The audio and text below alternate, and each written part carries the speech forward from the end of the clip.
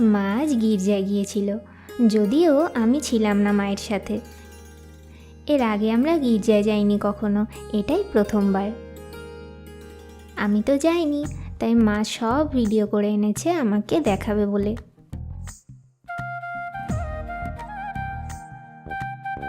ভিডিওগুলো দেখে তো খুব ভালো লাগলো আমার, ভাবলাম তোমাদের সাথেও শেয়ার করি।